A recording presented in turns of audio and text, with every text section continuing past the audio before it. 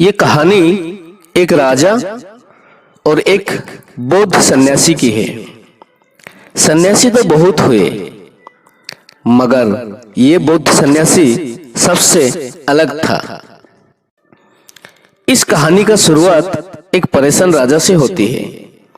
राजाएं ज्यादातर परेशान ही रहते हैं। उस राजा का राज्य बहुत समृद्ध था, धन संपदा का कोई अभाव नहीं था, मगर उसका मन हमेशा अशांत रहता था। राजा अपने मन को शांत करने का बहुत प्रयास करता है, पर उसका मन शांत नहीं हो पाता। वो अपने राज्य के बड़े बड़े विद्वानों को अपने महल में बुलाता है और उनसे उपाय पूछता है। लोग तरह तरह के उपाय राजा को बताते हैं, पर कोई भी उपाय काम नहीं करता। एक दिन एक व्यक्ति राजा के पास आता है और कहता है, आपके मन को शांत करने का एक उपाय है। राजा उस व्यक्ति की बात सुनकर बहुत खुश हो जाता है और उस व्यक्ति से कहता है, यदि तुमने ऐसा कर दिया तो मैं तुम्हें उतना धन दूंगा जितना तुम मुझसे मांगोगे। वो व्यक्ति राजा से कहता है, आपका मन मैं तो शांत नहीं कर सकता, पर हाँ, एक ऐसी सन्यासी को मैं जानता हूं जो आपका मन शांत कर सकता है।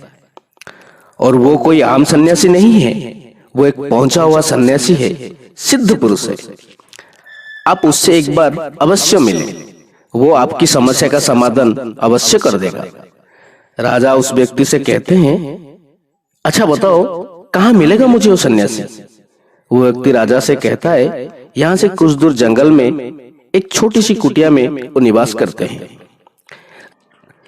राजा अपने कुछ सैनिकों के साथ उस सन्यासी के पास पहुंचता है और सन्यासी से कहता है, मैंने सुना है अब बहुत पहुंचे हुए सन्यासी है। सन्यासी राजा को अनदेखा सा कर देता है। राजा सोचता है कि शायद सन्यासी ने मुझे सुना नहीं।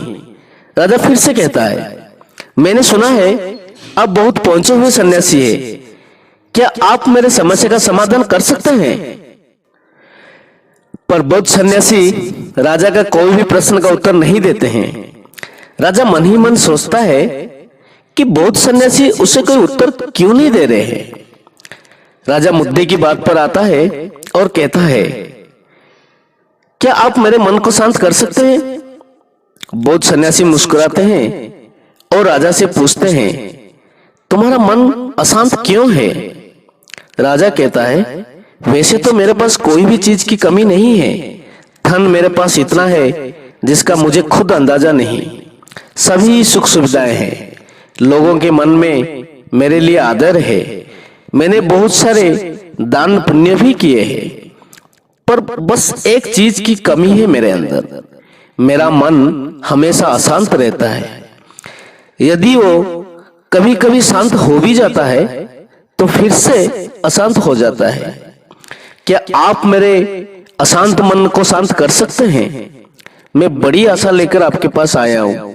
बाकी तो मैंने सब उपाय कर लिए हैं, बस आप ही मेरी अंतिम आशा हो। ये सुनकर बौद्ध सन्यासी उस राजा से कहते हैं, बिल्कुल, मैं तुम्हारे मन को शांत कर सकता हूं। राजा बहुत खुश होता है। राजा कहता है, उसके लिए मुझे क्या करना होगा?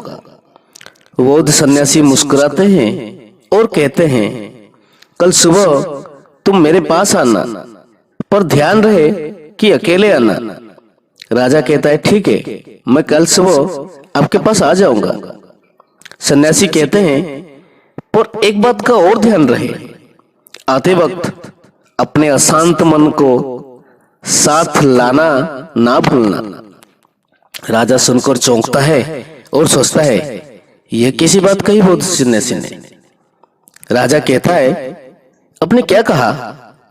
कृपया करके एक बार और बताएंगे? सन्यासी राजा से कहते हैं, तुम कल सुबह जल्दी आना और अपने अशांत मन को साथ लेकर आना।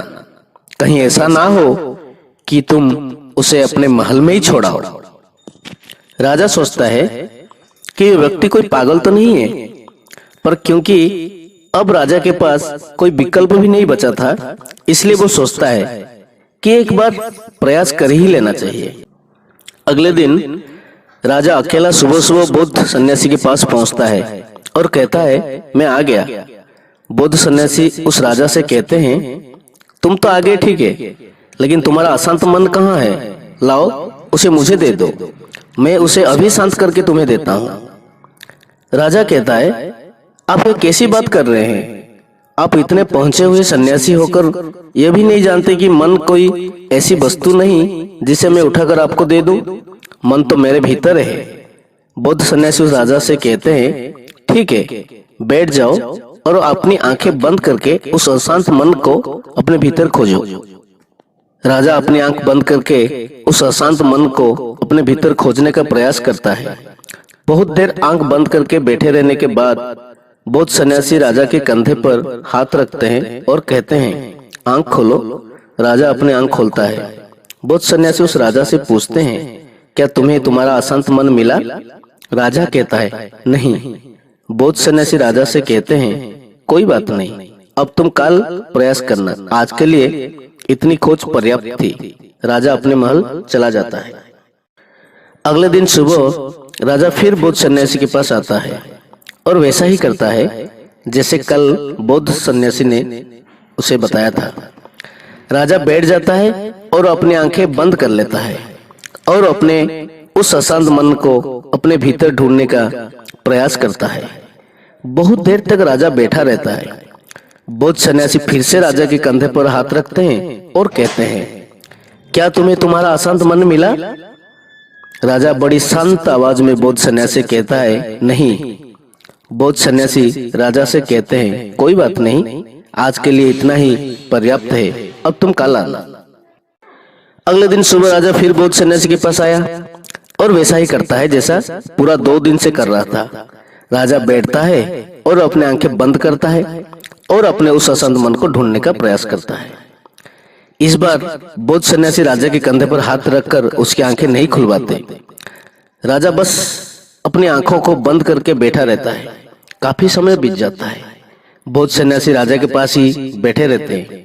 पूरा दिन बीत जाता है, पूरा रात बीत जाता है, पर राजा आंखें बंद करके अपने उस अशांत मन को ढूंढ रहा होता है।